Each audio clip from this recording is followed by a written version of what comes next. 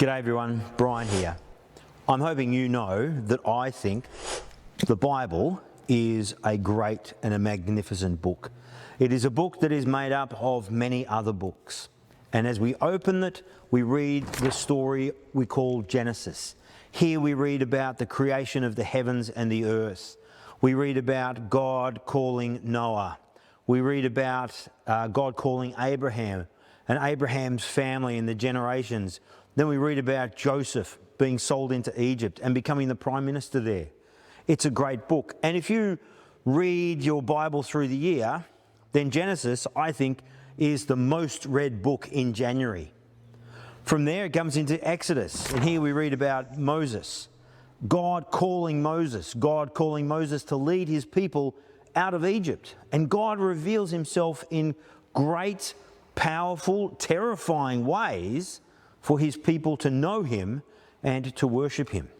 And as you read through Genesis and Exodus, it's a great story. It's exciting to read it. Great things and exciting things are happening. You can jump then to the back part of the Bible, the New Testament, where we read about Jesus. We read about all that Jesus is doing, the great miracles of Jesus, healing people, walking on water. And then we read about his death and his resurrection. And through the rest of the New Testament, we read about the churches and then Revelation, which gives us a story of the end. But let's come back to the start, because Genesis is a great book. Exodus is an exciting book.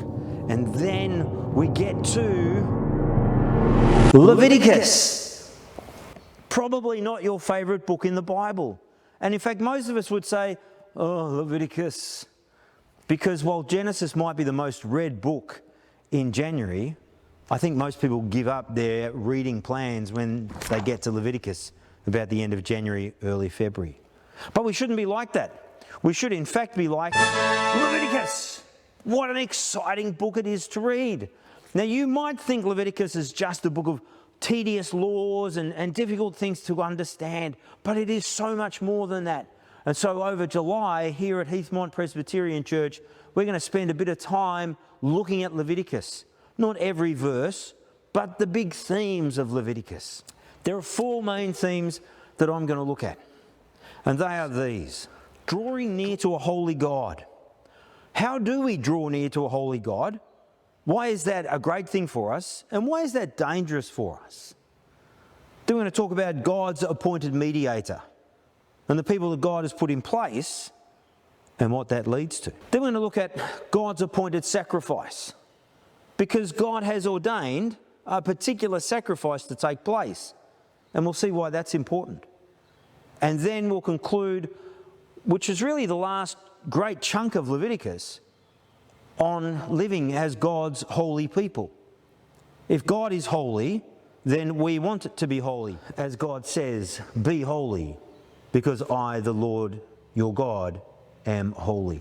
Now, you might think of Leviticus as a dull and boring book, a book of the Bible that could possibly have nothing to say to you today in our age. But listen to this. Leviticus is a book of good news. It is good news for sinners who seek pardon, for priests who need empowering, for women who are vulnerable, for the unclean who covet cleansing, for the poor who yearn for freedom, for the marginalised who seek dignity, for animals that demand protection, for families that require strengthening, for communities that want fortifying, and for creation that stands in need of care.